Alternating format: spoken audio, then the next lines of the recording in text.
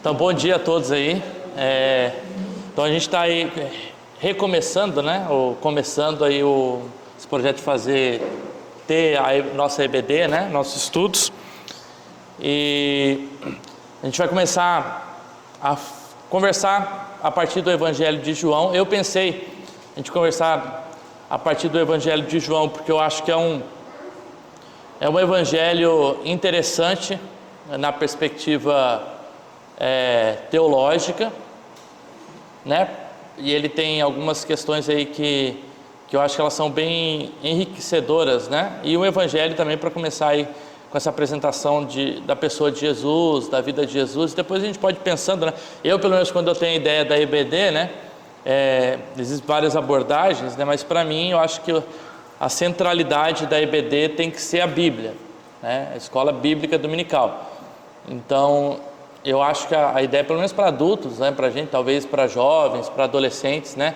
Daria para a gente depois estudar temas e, né? Agora que a gente tiver outras classes, mas eu acho que para a gente agora a Bíblia é interessante. Tá? Eu coloquei ali só para da gravação, eu estou gravando só o áudio, porque depois a gente pode utilizar para outras coisas aí, que alguns projetos aí, a gente grava o estudo também e depois divulga, tá?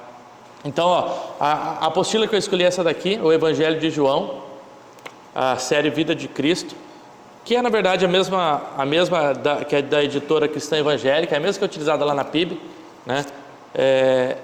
Eu acho ela bem interessante, ela não aprofunda tanto, mas eu acho que ela tem o suficiente ali para a gente começar uma discussão, uma conversa, né? E normalmente ela é dividida em 16 ou 17 unidades. Então daria aí para pelo menos uma revista a cada 4 meses aí, né? Para a gente fazer 4 meses. E eu acho que é um bom tempo para a gente se aprofundar, né? Realmente no livro da Bíblia. E hoje então eu gostaria de começar a conversar sobre o Evangelho de João, mas antes da gente começar, eu vou pedir, Mirelle, ora para a gente começar.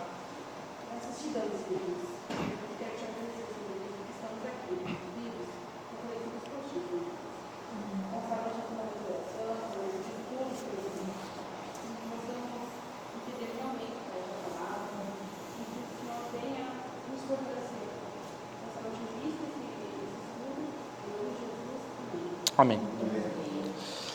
Como o intuito é a gente estudar, né? Então a gente vai ser menos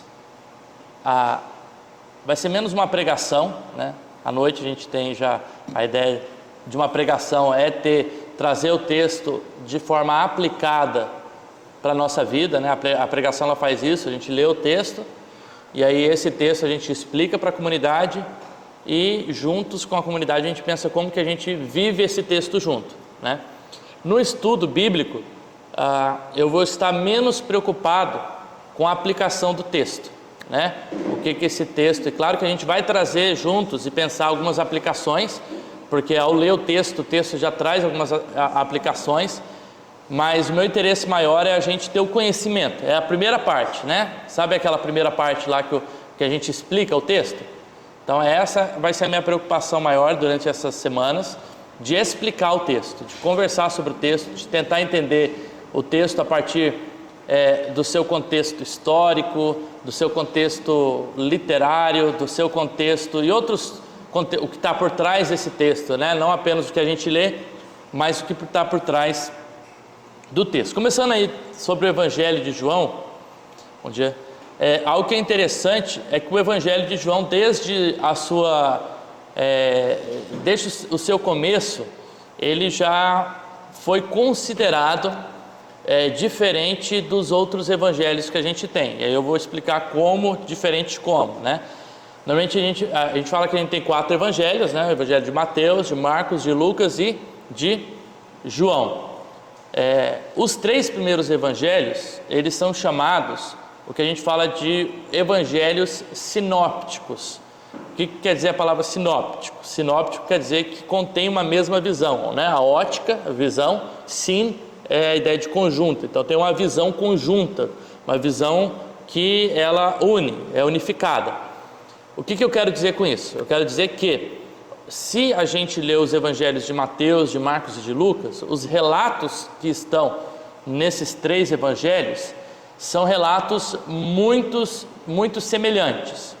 Então, vários dos milagres contados, vários dos discursos que a gente tem nesses evangelhos são relatos que vão se assemelhar de certa forma, até porque a gente entende que eles se utilizaram, né, entre eles para escrever o evangelho, né? Então, por exemplo, provavelmente Marcos seja o primeiro evangelho, e a partir de Marcos, Mateus escreve seu evangelho, né, tendo Marcos como fonte e uma outra fonte, e Lucas também escreve seu evangelho, né? Ele já diz lá em Lucas 1, né, pesquisando, fazendo uma pesquisa profunda, mas também se utilizando possivelmente de Marcos, que seja o primeiro evangelho.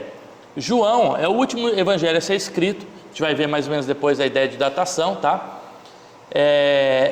E ele é escrito uma perspectiva diferente, né? Se os 3 primeiros evangélicos estão mais preocupados com a narrativa histórica de Jesus, né? Quem foi o Jesus, né? Jesus como Messias para os judeus, né? O Evangelho de João, ele tem uma finalidade extremamente teológica de apresentar Jesus como o próprio Filho de Deus. Jesus é igual a Deus. Essa é uma teologia já mais avançada, que a gente não encontra, depois eu vou explicar o que eu quero dizer com avançado, mas que não se encontra no Evangelho de Mateus, Marcos e Lucas, ou se encontra menos, né? E os temas que são tratados no Evangelho de João, ele é bem diferente. Tanto que Clemente de Alexandria, já no 2º século, né? Quem foi Clemente de Alexandria? Foi um padre, que a gente chama de pai da igreja, né? O pai da igreja são os teólogos e padres que viveram ali durante os primeiros 4 séculos.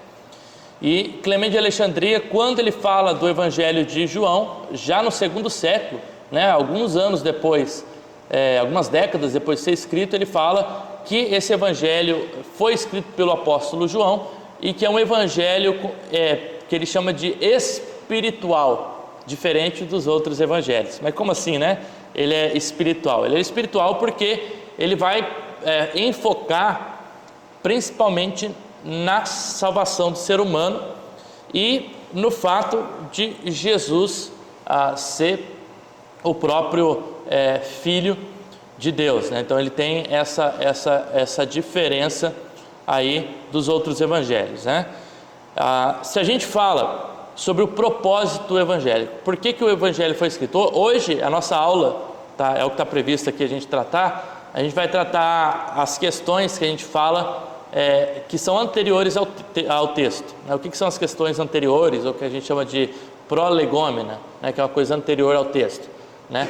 As coisas anteriores ao texto é o que a gente precisa saber do texto antes de ler o texto. Quem é o autor, né? A gente, claro, pressupõe que é João, mas por que a gente pressupõe que é João? Então a gente vai estudar essas coisas. Quando que João escreveu? Na década de 50, 60, 70, 80, 90? Como que a gente sabe disso? Qual que era o propósito da escrita de João? Quais são os temas que João aborda? Qual que é a abordagem que João trabalha? Então todas essas questões são importantes. Por quê? Porque quando a gente lê um texto, a gente precisa entender que tipo de texto a gente está lendo. Por exemplo, você lê um jornal como lê uma poesia? Não tem como, né? Por quê? Porque a linguagem poética, ela é diferente da linguagem de um jornal, que é informativo. A gente não vê, por exemplo, um estudo bíblico como a gente vê um evangelismo. A linguagem utilizada e o propósito da fala é completamente diferente. Então, quando a gente vai para um texto bíblico, a gente precisa entender que tipo de texto eu estou lendo. Por exemplo, eu estou lendo um Salmos. O que é um Salmos? Qual é o propósito de um Salmos? Eu estou lendo o Evangelho, mas eu estou lendo uma parábola, eu estou lendo uma narrativa, eu estou lendo um discurso, eu estou lendo... Essas questões são importantes por quê? Porque quando a gente vai ler o texto, a gente consegue compreender melhor aquele texto. E até a nossa interpretação daquele texto, ela fica mais rica, né? Por exemplo, a gente não lê uma poesia de forma literal, ou uma oração de Davi de forma literal. O que quer dizer que não lê de forma literal? Que eu não leio lá o Davi orando, pedindo para Deus esmagar a cabeça dos inimigos, e crio uma teologia dizendo o seguinte: irmãos, está aqui na Bíblia que a gente pode orar para Deus esmagar os nossos inimigos, então se você tem um inimigo, não tem problema de você orar para Deus arrebentar ele. Está entendendo? Mas tem muita gente que lê o texto dessa forma, ele simplesmente lê, o texto está ali, mas ele não entende o que tipo de texto que ele está lendo e faz teologia a partir disso. Ele não olha a partir, o que Jesus disse sobre isso, 70 vezes 7, né? O que Jesus disse sobre dar outra face, o que Jesus disse sobre amar os inimigos e orar pelos inimigos. Então eu interpreto esses textos a partir de um olhar de Cristo, né? Então, a gente entender essas questões anterior ao próprio texto, ela é importante porque a gente vai compreender o texto de uma forma mais rica, tá? Então, a primeira questão que a gente vai tratar já, que para a gente é lógico, mas é importante a gente entender o que está por trás dessa lógica, né? Porque 1 Pedro diz que a gente tem que estar pronto a fazer a defesa da nossa fé, né? Então chega alguém e fala assim: tá, mas João nem foi escrito por João, né? Quem escreveu João vivia lá no 2º século, provavelmente nem era discípulo de Jesus, e ele compilou lá algumas coisas que estavam escrito e escreveu para a igreja depois aceitou como se fosse João, né? E alguém veio com um argumento desse, e daí? Se a gente não entende o porquê que a gente compreende que foi João mesmo que escreveu, a gente vai ter que ou tentar vencer a pessoa no grito: não, meu pastor disse que foi João, ou eu sempre aprendi na escola bíblica que foi João, mas eu não tenho subsídios, base para mostrar para aquela pessoa o porquê que eu sei do que eu estou falando, né? Ou seja, a nossa fé ela é solidificada com bases sólidas, né? Então a primeira questão que a gente precisa tratar é a questão da autoria de João. Vamos dizer que isso é algo bem consolidado, tá? Até o século XVIII ninguém nunca levantou um questionamento sobre a autoria do livro de João, do Evangelho de João. Então a gente tem fontes ou recursos muito ricos que atestam ou que ligam a autoria de João, do Evangelho de João, a João, né? Mas vamos primeiro pensar o seguinte: quando a gente abre a Bíblia, abre aí no primeiro capítulo de João, né? Antes do primeiro capítulo, o que está escrito aí na Bíblia de vocês? Provavelmente em letras garrafais aí.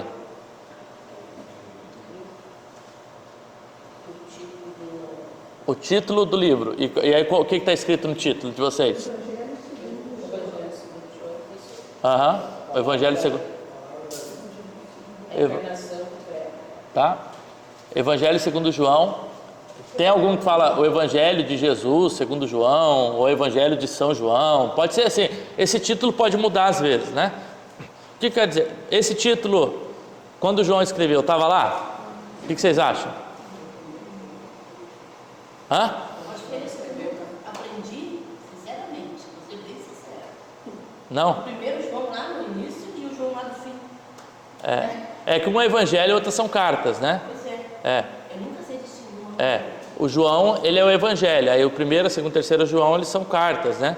Que foram escritas depois para as igrejas. Propósito diferente, né? O evangelho é de apresentar Jesus, as cartas ela tem um propósito mais doutrinário, né? Ele não está muito preocupado na vida de Jesus em só. O Evangelho de João ele quer tratar a vida de Jesus, a gente vai ver isso. Mas esse título não está no original. É isso que eu quero dizer para vocês, tá? Não. Isso é acréscimo posterior. O capítulo aí, o número 1, não está no original. O versículo 1, 2, 3 não está no original. Como que é o texto original que é escrito?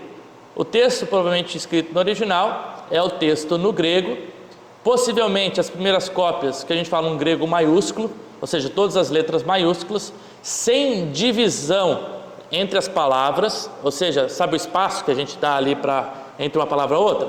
Sem essa divisão, né? E sem numeração, é só o texto corrido, possivelmente em letras maiúsculas.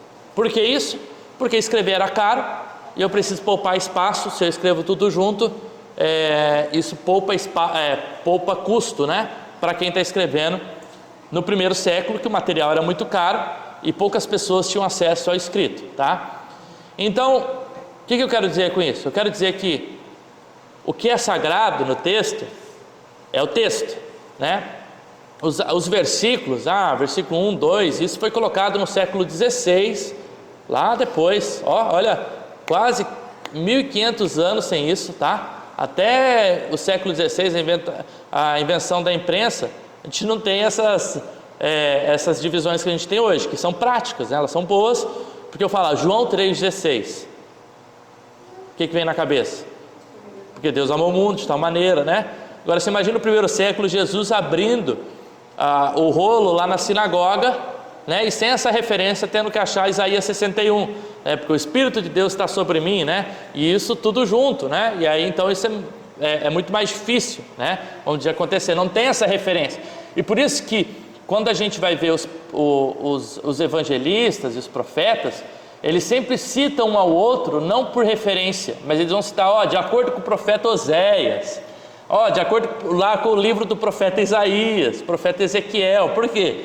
Porque não tem como ele citar exatamente onde está, já que não existem essas divisões, mas ele cita, é lá de acordo com o profeta Oséias, de acordo com o profeta Isaías, de acordo com o profeta Joel, e assim por diante. O que quero dizer com isso? O livro de João, logo que ele foi escrito, ele não tem lá o que ele fala, Evangelium Cata Johannes, né, que é o que está lá nos manuscritos do segundo século, né, que é a ideia de Evangelho segundo João. Não tem isso. Isso foi uma adição posterior dos escribas que agora começam a copiar e que identificam já João agora como o autor do livro de João. Mas o que é interessante? É interessante que no segundo século a gente já tem textos de papiros. Papiro é uma planta que dava lá no Egito, e essa planta passava por um processo onde eles depois transformavam nessa planta uma espécie de um material para escrita, tá? E aí os primeiros escritos lá no primeiro século são escritos em papiros, que é dessa planta. E depois esses papiros, eles no Antigo Testamento eles estão em forma de rolo, e no Novo Testamento em forma de códice, que já é mais ou menos a ideia de livro, né? Que surge principalmente com os cristãos. Isso aí depois a gente pode conversar mais. Mas por que eu quero dizer isso? Que se você tem já no segundo século, menos de 80, 100 anos depois que João escreveu lá, Evangelho segundo João, nesses manuscritos antigos, né?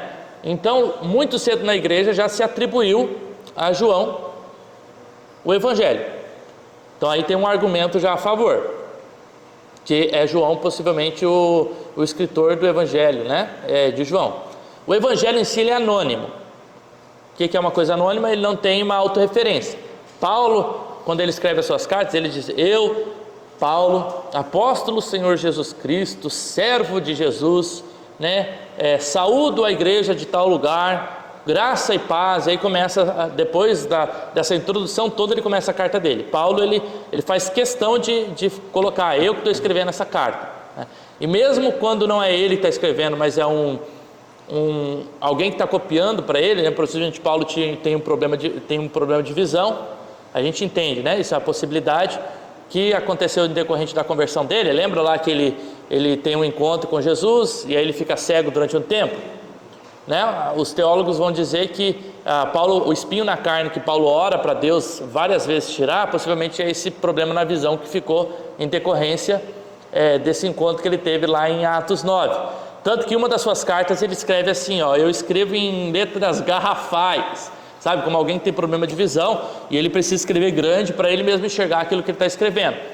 Então, boa parte das cartas de Paulo, elas são ditadas, né? E aí a gente tem Tércio, Timóteo, que são os escritores que vão escrever as cartas de Paulo, tá? Eu sei que é muito conteúdo, mas conforme eu vou lembrando aqui, a gente vai conversando. Mas isso é interessante para a gente entender, né, o processo daquilo que a gente tem hoje, né, do produto que é a Bíblia, né? Mas como que chegou até nós, por que a gente está lendo. Então, assim, primeira questão é que lá no segundo século a gente já tem várias pessoas que estão falando, esse evangelho é do João, tá bom? Então esse é um argumento muito forte de que o evangelho é de João, tá? Algumas pessoas vão querer contrariar e dizer que o evangelho não é de João, por conta de, acho que no segundo ou terceiro século, teve uma citação de um desses pais da igreja que referenciou o evangelho de João ao João ancião, que possivelmente foi um discípulo de Jesus lá do segundo século, e que esse pai da igreja referenciou como se ele tivesse escrito João. E por conta de que a teologia de João ela é uma teologia bem avançada, o que eu quero dizer com isso, né? Se você olha Mateus, Marcos e Lucas, você tem sim alguns indícios de Jesus como o próprio Deus, tá? Uma fala deles, mas o enfoque desses evangelistas é em Jesus como Messias, como Filho do Homem. Esses são títulos mais comuns que a gente vai ver nesses três evangelhos. Em João não, Jesus é o Filho de Deus, Jesus é o próprio Deus. E possivelmente a gente entende que essa teologia ela demorou algumas décadas para poder se consolidar na igreja, né? Porque a igreja ainda está pensando em tudo que aconteceu, né? Olha aqui, Jesus morre lá no ano 32, 33, né? E aí depois que ele morre, você tem o evento da ressurreição, e os primeiros escritos, eles começam a ser escritos depois de 30 anos, no ano 60, 70, João possivelmente no ano 80, 90. Ou seja, João está relatando algo que ele vivenciou, mas depois de 50 anos, né? Então a gente entende que existe um processo, claro, de inspiração do próprio Espírito Santo, que faz com que João lembre desses eventos, né? Que João também se baseia possivelmente em Marcos também, embora a influência de Marcos seja muito menor, porque diferente dos outros evangelhos, João ele não cita literalmente o que Marcos diz, mas a gente vê alguns dos mesmos temas sendo trabalhados, tanto no evangelho de João, quanto no evangelho de Marcos. Mas a atribuição do evangelho a esse João ancião é muito fraca, porque a única coisa que a gente tem é uma pessoa lá dos primeiros séculos atribuindo a ele. Aí não tem mais nada que corrobora ou que fortifica esse tipo de atribuição, né? Outros vão falar que Lázaro pode ser o discípulo amado, porque a única referência que a gente tem em João é que quem escreveu era o considerado o discípulo amado de Jesus, né? E aí a gente tem a referência lá em João 11, que Lázaro ele era um amigo de Jesus, muito amado por Jesus. Mas é muito difícil você fazer uma inferência que ele escreveu só com base numa passagem assim. Sendo que a gente vai ver que o argumento de João, ele é muito mais forte. Aí eu já vou começar agora a querer mostrar quais são os argumentos que a gente tem para falar que João é escritor, né? O primeiro é que... Pode falar. Miramos, com certeza, ali em Mateus, Marcos e Lucas, deve ter uma referência a João, digamos assim, alguma do que está escrito aqui no Evangelho, deve ter uma referência lá também. É a mais difícil. Por quê? Porque se eu penso que Marcos foi escrito em 70 e João é escrito em 90, não tem como Marcos dar referência de João, porque João ainda nem escreveu o evangelho dele. Então a gente não vai ter referência dos sinóticos a João, porque João é o último a ser escrito. Então ele sim vai referenciar os outros. De dizer que ele era o discípulo amado? De dizer que ele é... Não, isso sim. Isso é um argumento que a gente tem. Por exemplo, Vamos para os argumentos aqui. O primeiro argumento é que quem escreveu o Evangelho de João, a gente tem lá no capítulo 21 de João, era alguém que era chamado discípulo amado de Jesus, tá? Esse é o primeiro argumento. Segundo argumento, João 19:35 e 21:24 vai dizer que ele era uma testemunha ocular de Jesus. O que quer dizer? Que ele viveu com Jesus, ele estava com Jesus. E a gente vai ver que esse discípulo amado, ele aparece várias vezes com Jesus, e ele aparece ao lado de Pedro, bem próximo a Pedro. Então, se ele aparece ao lado de Pedro, não pode ser Pedro. É a lógica, né? Esses evangelhos de Mateus, Marcos e Lucas, eles vão várias vezes trazer tanto Pedro, João e Tiago, como você tem os 12, que é o núcleo dos apóstolos, mas você tem 3 que são mais próximos de Jesus, né? Então, na transfiguração estão lá com Jesus, né? Que Jesus está mais próximo desses 3. E a gente tem Tiago, João e Pedro. Se Tiago, ele morre na década de 40, é o primeiro dos discípulos a morrer, e o evangelho foi escrito na década de 80, não tem como ser Tiago. Se Pedro é referenciado em João ao lado do discípulo amado, não tem como ser Pedro. Então, logicamente, o argumento entre os 3 mais forte, quem que é?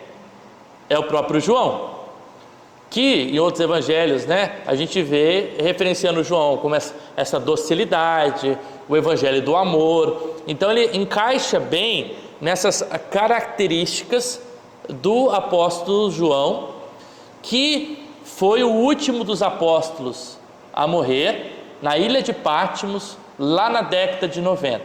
Então olha quantos argumentos em favor você tem de João. João, o último dos apóstolos, ele vive até a década de 90, o evangelho foi escrito entre 70 e 90, possivelmente é 80 e 90. Ele é um apóstolo de Jesus, né? E aí esse é um argumento forte, porque João 21, 24 vai dizer assim, ó: este discípulo, não, acho que é o 19, é o outro texto. Deixa eu abrir aqui, 19 e 35. 19:35, aquele que viu e dá testemunho, o testemunho dele é verdadeiro e o que diz é verdade, para que vocês também creiam, né? Que ele só fala que foi ele mesmo que escreveu, né? Que é o testemunho. Agora eu não estou lembrado do texto, depois pode ser que eu marquei aqui em algum lugar, mas tem um texto de João que vai referenciar o discípulo amado como estando entre os apóstolos, tá? E apóstolo é uma nomenclatura dada especificamente a quem? Aos 12. Então, por isso que a gente entende que é um dos 12, não tem como não ser um dos 12. Alguns vão dizer que apóstolo era uma nomenclatura mais geral, né? Mas isso é uma nomenclatura que a gente dá aos discípulos, né? Realmente a gente tem, entre os discípulos, você tem os 12 apóstolos, aí depois a gente vai ter referência a 70 discípulos, depois você vai ter a referência lá no cenáculo a 120 discípulos, e depois aqueles que Jesus ia acrescentando como sendo seus discípulos. Então aí você tem uma referência mais ampla. Mas os apóstolos a gente entende que são os 12, né? Então acho que esses são alguns argumentos fortes que nos faz entender que com quase certeza o evangelho de João é escrito pelo próprio João, né? Irineu, ele diz o seguinte, que também foi um pai da igreja do segundo século, né? Irineu foi alguém que foi discípulo de Policarpo, e Policarpo foi discípulo de João. Tá? Só para a gente fazer o entendimento. Então, Irineu, discípulo de Policarpo, Policarpo foi discípulo do próprio apóstolo João, né? E o Irineu, ele é um dos primeiros a citar, dizendo que depois João, discípulo do Senhor, reclinou em seu seio, né? E aí a gente tem a referência lá do evangelho de João, que fala desse discípulo amado que deitou, né, ali no peito de Jesus, e publicou o seu evangelho enquanto estava em Éfeso, na Ásia, em Ásia. Então ele já coloca até o local que possivelmente foi escrito, que é na cidade de Éfeso, na Ásia, né? Antes de ele ir lá para Patmos, onde ele vai escrever Apocalipse e a primeira, segunda, terceira carta de João, tá? Então esses são, eu acho que os argumentos mais fortes aí que a gente tem, né, para falar que é João, né? A gente poderia utilizar outros argumentos também aqui que vão já excluir outros, né? Por exemplo, João é um dos únicos apóstolos que não é citado pelo nome no Evangelho de João. Então Pedro é citado pelo nome, Natanael é citado, Tomé é citado, né? Então essas pessoas possivelmente não são o escritor, porque ele se referencia como discípulo amado, mas ele não coloca o nome dele. Então, se ele cita o nome desses apóstolos, é porque não são eles que escreveram, tá?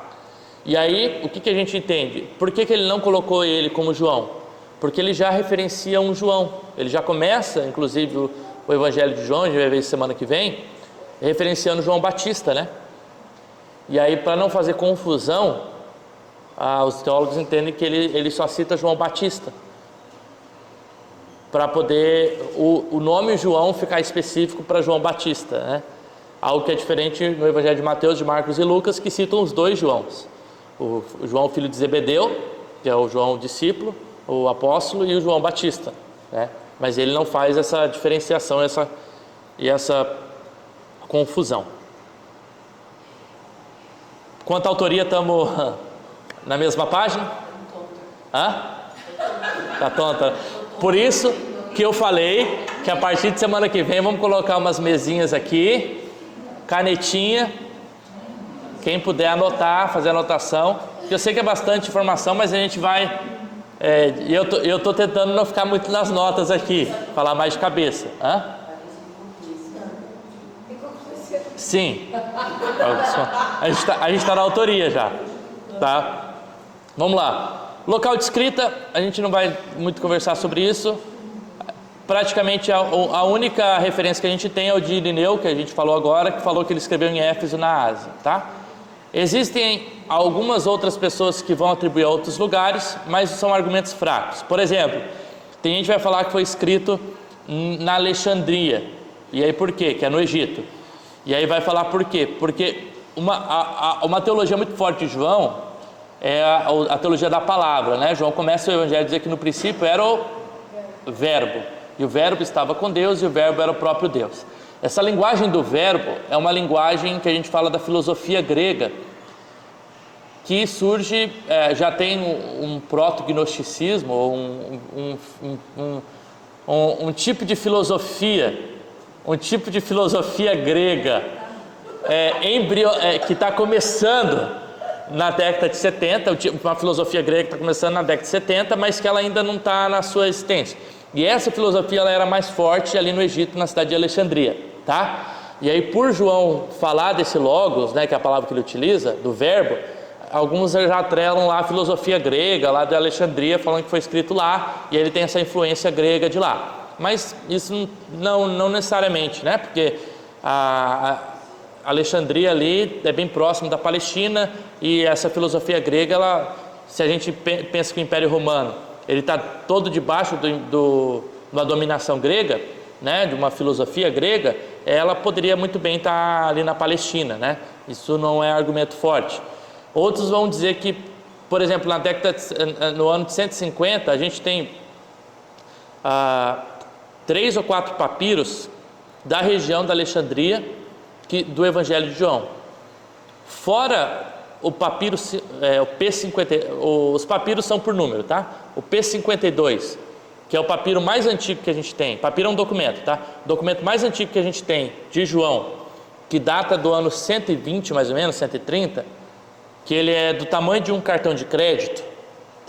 É um fragmento. Tamanho do cartão de crédito do ano 120, que tem a passagem de João 8:32, tá? Então, fora isso, os papiros mais completos que a gente tem ali do ano 150, 160, eles foram achados no Egito, tá? Só que isso também não é um argumento muito forte. Por quê? Porque o clima do Egito é mais propício para a sobrevivência de material.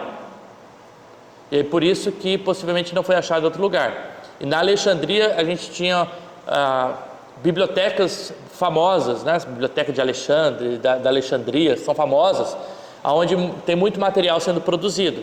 Então é comum que as cópias elas acontecem a partir da Alexandria, tá? E eu acho que praticamente é isso, né? Mas assim, o que a gente tem de mais forte é o argumento do próprio Irineu, que vai ligar a Éfeso. Ele agora está com a cara de assustada aqui com as informações, né? Pode falar. Mais uma informação. Esses papiros, eles nominavam, eles diziam assim, colocado como autor? Sim, já coloca João como autor. Só que a gente não tem nada, algumas desconstruções aí talvez para vocês, tá? A gente não tem nada de original, do original, tá? O que quero dizer do original? Eu não tenho nada que saiu da mão do João, eu não tenho nada que saiu da mão do Mateus, eu não tenho nada que saiu da mão do Marcos, eu não tenho nada que saiu da mão do Paulo. O que a gente tem são cópias dos primeiros séculos, tá? Que são próximas ao evento. Se a gente pensa 150 para 80, são 70 anos, é bem próximo do evento. Se a gente comparar em 2000 anos de história, né, do que está sendo escrito, e dentro de tudo que foi produzido, é o que a gente tem por exemplo, se eu pego o trabalho, isso aqui é só dando a suposição, pego o trabalho lá de Platão, de Aristóteles e tal, você tem uma ou duas cópias e toda a tradução acontece a partir dessas cópias. São poucas cópias, não é uma ou duas, mas são poucas. Agora tu pega o Novo Testamento, tu tem um número de cópias e uma produção muito grande e que são muito parecidas, o que dá uma credibilidade, uma fidelidade muito grande ao texto, entendeu? Tem muita cópia sendo produzida. A gente tem mais de 5.500 testemunhas entre os primeiros 15 séculos. É muita coisa sendo produzida. E quando eu falo disso, não é eu pegar um livro e mandar imprimir 1.500 cópias. São 1.500 cópias, são 5.500 cópias achadas, né? Porque é o que a gente achou, fora o que se perdeu, tá? E que foram copiadas à mão. Então uma cópia era feita à mão, palavra por palavra, tá bom? E aí? Então assim, é um trabalho minucioso de copiar realmente. Fora as que se perderam, teve muitos que se perderam. A estimativa é que o que a gente tem é cerca de 10 a 15%. Então, porque a maioria do material que se perdeu são os 4 primeiros séculos, quando a igreja está sendo perseguida, né? E aí então, muitos desses materiais que foram achados são materiais que foram escondidos pela igreja. E aí eles foram achados depois, para se fazer a cópia.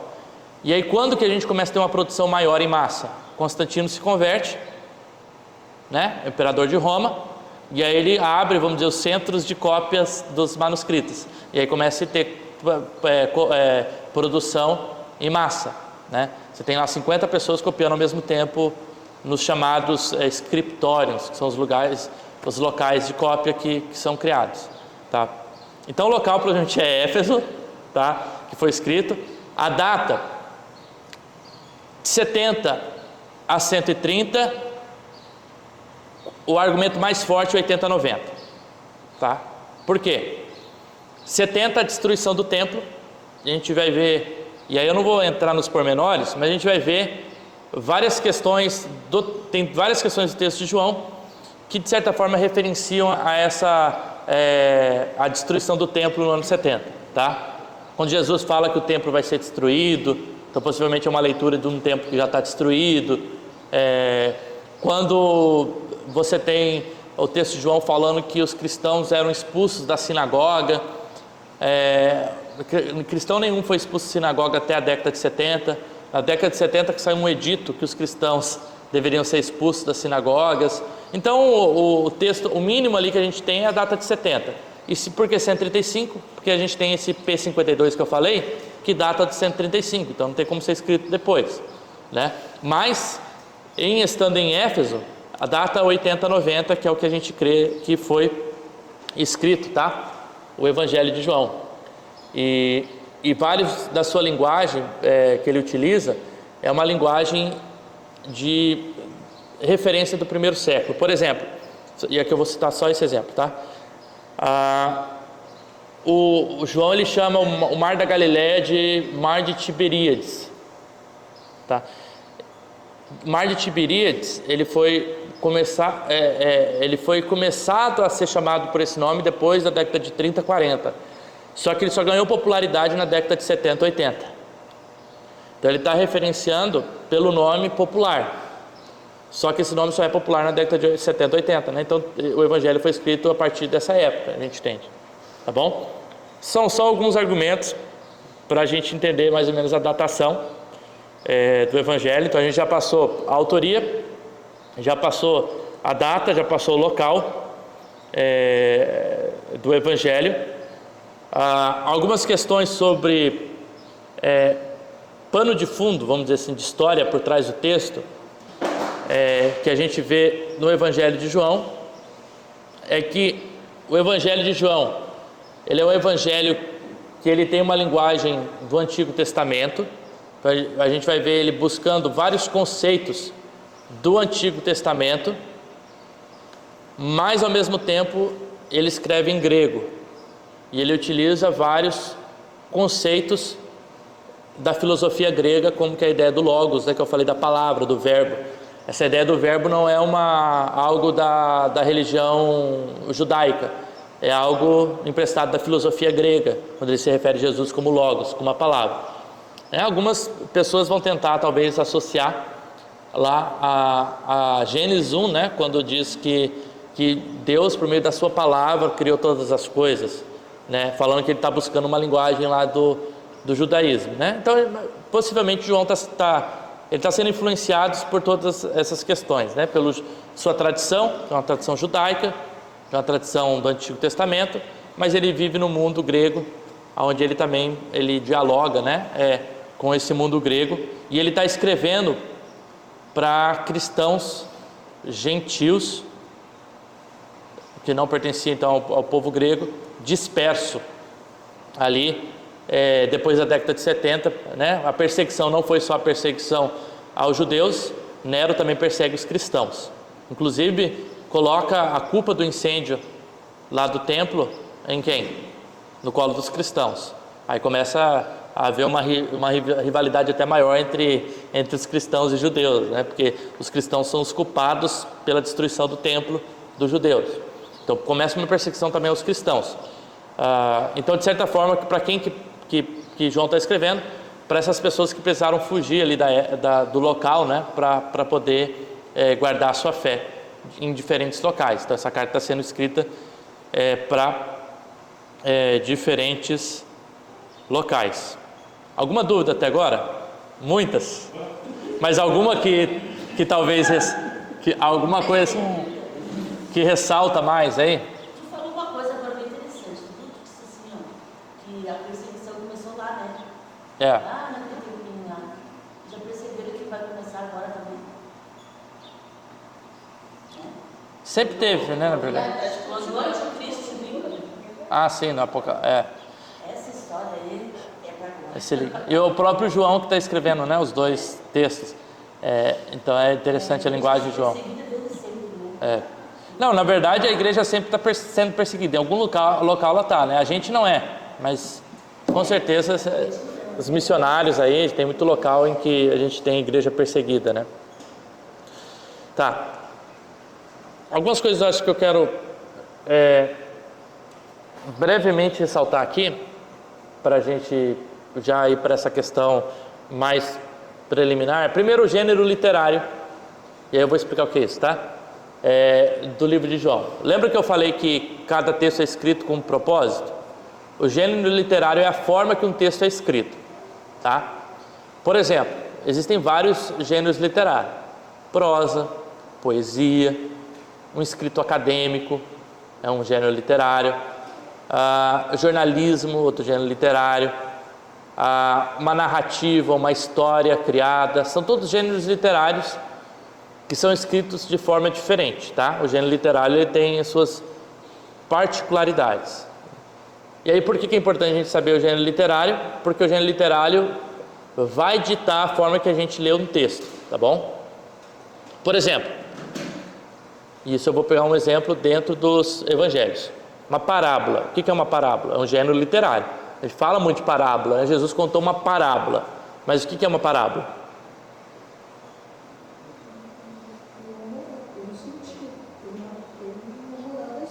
Sim, então uma das características da parábola é que ela tem um sentido por trás dela. Perfeito? Então sempre que eu leio uma parábola, eu vou procurar o sentido dela. Normalmente as parábolas de Jesus que ele conta aponta para o reino de Deus. Então o sentido que Jesus quer trazer nas suas parábolas é o sentido que aponta para uma realidade que não é a realidade aqui, mas é a realidade do reino que Jesus veio estabelecer, que é o reino de Deus. Por exemplo, quando ele fala, o grão de mostarda é o menor das sementes, quando cresce é uma árvore frondosa, grande, né? Uma árvore grande, da menor semente nasce a maior árvore. Ou seja, pequenas ações no reino de Deus produzem grandes efeitos. É um sentido que a gente tem por trás desse texto, entende? Então, a parábola, ela é uma história, não necessariamente uma história real. O que eu quero dizer com isso? Não é uma história que necessariamente aconteceu. Ela pode ser uma história criada a partir de elementos da realidade. Então Jesus conta a parábola, sei lá, do filho pródigo. Não necessariamente aquela história é uma história real, mas ele ilustra uma realidade do reino a partir de uma história que ele tem vários elementos. E todos esses elementos dessa história, elas produzem um sentido que vão apontar para o reino de Deus. Tá vendo? Quando a gente entende isso de uma parábola, eu vou ler a parábola de forma diferente, porque eu já vou para a parábola entendendo olha as perguntas que daí eu faço. Qual a realidade do reino de Deus Jesus quer apontar nessa parábola? Quais são os elementos dessa realidade que juntos constroem um sentido? Qual o sentido que é construído nessa parábola? Não é simplesmente eu ler a parábola e começar com uma interpretação espiritual, às vezes, que a gente começa a atribuir sem entender muito, né?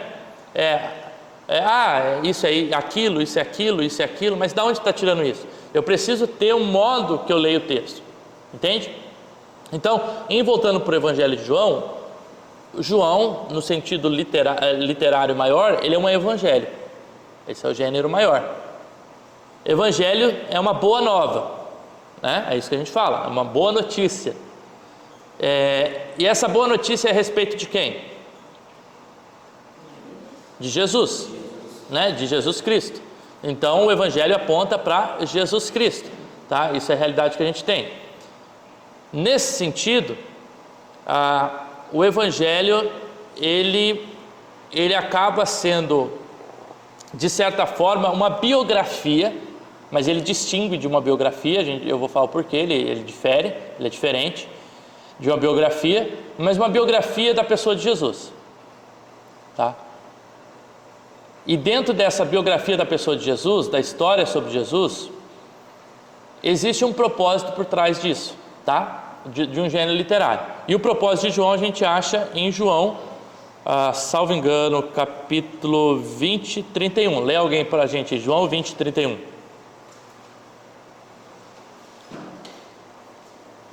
Estes, porém, estão registrados para que vocês creiam que Jesus é o Cristo, o Filho de Deus, e para que, crendo nele, tenham vida pelo poder do seu nome. Tá aí o propósito do Evangelho. Por que João foi escrito? João foi escrito para que aqueles que leem, creem que Jesus é o Filho, é o Cristo, o Filho de Deus, e que a partir dessa crença eles tenham vida eterna. Então ele tem um caráter informativo. Qual que é o caráter informativo? Foi registrado para apontar quem Jesus é. Ele tem um caráter de fé, porque ele quer produzir fé no coração de quem lê, e ele tem um caráter de querer levar a vida eterna. Por que é importante isso? A gente saber disso. Porque eu preciso ler João a partir do propósito dele. Se João escreve para que a partir do que está relatado as pessoas creiam em Jesus e tenham vida por meio disso, então todo o livro de João, quando eu leio o livro de João, ele precisa de certa forma apontar para Jesus, para a fé em Jesus e para que as pessoas creem que Jesus é o Filho de Deus. Entende? Então, quando a gente entende o propósito do autor, a gente entende o propósito também do leitor. O propósito pelo qual a gente lê esse texto, tá? Então, dentro do gênero literário, a gente entende que o gênero maior é o gênero do Evangelho. E o Evangelho nada mais é do que uma... Eu vou falar biografia, embora não seja a palavra mais correta, porque uma biografia, ela não... Qual é a diferença de uma biografia para um Evangelho? A biografia é uma história de alguém. Por exemplo, a biografia do Carlos Drummond de Andrade, tá? Estou contando a história do Carlos Drummond de Andrade. Mas quando eu escrevo a biografia dele, eu quero que alguém creia que o Carlos é o Filho de Deus e que tenha fé, que tenha salvação? Não, é só uma biografia, só relata a vida. Então, o que o Evangelho distingue de uma biografia é que ele tem um caráter de uma finalidade teológica, de apontar Jesus como Filho de Deus e de gerar uma crença no coração. Perfeito? Até aí tudo bem? Então a gente já tratou a autoria, a gente já tratou o local. Então vamos lá. A autoria quem é? João. Local? Ásia Menor. Data? 70-90, possivelmente 80-90 ali sendo mais próximo. O gênero literário é o Evangelho. Qual que é o propósito de um Evangelho? Biografia da pessoa de Jesus, com a finalidade de conhecer,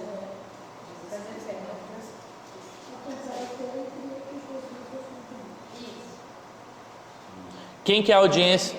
Quem que é a audiência? A gente falou um pouquinho. Os perseguidos estavam dispersos. Então, os judeus cristãos e os gentios cristãos.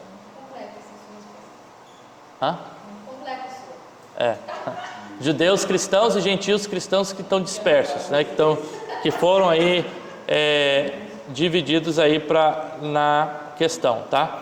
E aí, para a gente finalizar, a gente vai brevemente falar sobre a estrutura do livro de João, como que João é dividido, tá?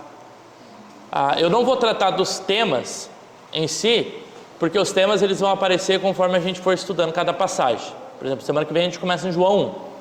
Daí a gente vai ver os temas que aparecem em João 1, tá? Então, a hora que aparecer o tema, a gente vai estudar ele. Agora, o propósito é mais um panorama geral mesmo do livro, tá? Então, João é um evangelho diferente dos outros três. Esses outros três evangelhos são chamados de evangelhos o quê? Sinóticos. O que quer dizer? Relatos semelhantes. Isso, tem uma mesma visão. Estou puxando a memória porque é assim que a gente traz aprendizagem, tá? O Evangelho de João, na sua estrutura, eu vou falar na sua estrutura geral, tá? A sua estrutura geral a gente pode dividir ele em três. A gente tem um prólogo, um começo ali, um prefácio, um início, que é o capítulo 1, que apresenta Jesus como verbo, tá? Até o versículo 18. Isso capítulo 1. O capítulo 2 até o capítulo 12, a gente tem o início, né? O prólogo, o prefácio, aí depende do nome que é dar, né? A introdução, vamos dizer, da carta. Depois eu vou falar de algumas divisões, tá? Essa aqui é só a ideia geral. Do capítulo 2 a 12, alguns autores chamam de livros dos sinais ou dos milagres, porque do capítulo 2 a 12 é onde todos os milagres de João são relatados, tá? E milagre no Evangelho de João, ele é um sinal que aponta para o reino de Deus, que aponta para Jesus, que aponta para Deus, tá? Então, milagre ele nunca é um fim em si mesmo, ele nunca é assim, é sempre uma flecha. Vamos entender o milagre no livro de João como uma flecha que está apontando para Deus, tá? O milagre ele tem essa função. E aí no capítulo 2 até o 12, a gente vai ver isso acontecendo. O milagre apontando para Jesus. Então, sempre por trás de um milagre, a pergunta é que características de Deus o milagre quer apontar. Por exemplo, o milagre do cego de nascença. Qual característica do reino de Deus o milagre da cego de nascença aponta? O milagre da multiplicação dos pães, capítulo 6. Milagre da multiplicação do pão de novo, capítulo 8. Os milagres estão acontecendo nesse período. Então depois a gente vai estudar um pouquinho disso, mas é o livro dos milagres. E do capítulo 13 ao capítulo 20 é o que a gente chama o livro da paixão. A paixão de Cristo, né? Do 13 ao 17 é um diálogo que Jesus tem um grande diálogo com os discípulos. Então ali a gente vai ver várias conversas de Jesus com seus apóstolos. E do capítulo 17 a 21 é a narrativa de Jesus mesmo indo para a cruz e até a ressurreição, tá? Então vamos lá, capítulo 1, introdução, 2 a 12, livro dos sinais, 13 a 21, livro da paixão e da ressurreição, tendo o diálogo entre os discípulos do capítulo 13 a 17, tá? Algumas questões aqui que são interessantes é que o livro de João, ele enfoca em discursos e diálogos. Então a gente vai ver, mais do que qualquer outro evangelho, muitos diálogos acontecendo. Por exemplo, o diálogo de Jesus com a mulher samaritana. O único evangelho que relata o diálogo de Jesus com a mulher samaritana é o livro de João. O diálogo de Jesus com o jovem rico, o único evangelho que tem esse diálogo é o evangelho de João. Então, vários diálogos que não tem outros evangelhos, você encontra no livro de João, tá? E é um livro focado nos sinais, muitos milagres acontecendo, tá? E nessa divindade de Jesus, né? Jesus é sempre esse Filho de Deus, diferente, por exemplo, dos evangelistas, dos evangelhos sinóticos, que vão falar do Filho do Homem, né? Que é uma linguagem, sim, que aponta para Jesus como Deus, mas que não é uma linguagem tão construída como o de João, tá? E algo interessante é que o arcabouço ali do texto, ele está acontecendo principalmente na região da Judéia do Sul. Então quase todo o ministério de Jesus está enfocado ali na Judéia, e João é o único, e aí eu finalizo com isso, João é o único que narra os evangelhos de uma forma cronológica. Uma coisa que faz sentido, né? Se eu quero apontar Jesus como Filho de Deus, eu relatar bastante os sinais e os milagres. Os milagres, né? E aí o fato de que só Deus pode fazer milagres, né? E a gente vê várias vezes, a gente vê João ali, olha, se esse homem não vinha de Deus, como que ele produz esse milagre, né? É isso que o cego de nascença diz, né? Se não vem de Deus, como que ele produz tantos milagres? E aí você tem vários outros temas, por exemplo, também que fortificam essa ideia. João, ele tem as únicas referências de Jesus como o grande eu sou, né? Lá em Êxodo 3:24, você tem a revelação de Deus a Moisés. E aí quando Moisés pergunta o nome de Deus, o que ele diz? O quê? Eu sou. Eu sou o que eu sou. Como que Deus se revela a Moisés? Como o grande eu sou. O livro de João, Jesus se apresenta 7 vezes como eu sou. E é o único evangelho que, ou seja, colocando igualdade entre Jesus e Deus. Eu sou o pão da vida. Eu sou o bom pastor. Eu sou a porta estreita. Eu sou o caminho, a verdade e a vida. Então o livro de João aponta para Jesus como o grande eu sou, né? Como o próprio Deus. Esses eu sous, essas narrativas, elas apontam essa divindade do próprio Jesus, tá? E, por hoje... Agora tu tem que falar da palavra, né? Do eu sou. Lembra que mas deixa a gente chegar na parte dos eu sous aí, que vão ter 7, né? São os judeus que não pronunciam essa palavra, né? Yavé. Sim, alguns, né? Assim, o que aconteceu é que essa palavra, ela é uma palavra, são 4 consoantes, vamos dizer assim, no hebraico. Y, H, W, H. Tá? São essas 4 consoantes. Isso para a gente só finalizar a aula, tá? Essas 4 consoantes, como que você lê, tenta pronunciar? Y, H, W, H. Tá, mas como se fosse uma palavra só. Não, Y, H, W, H. Não tem vogal. Como se fosse ler. Como se fosse ler uma palavra. Por exemplo, amor. Tô lendo. A-M-O-R. Pronúncia. Não tem como, né? É difícil. Por quê? Porque não tem vogal. Pois é. O Antigo Testamento ele é escrito sem vogal. Os primeiros.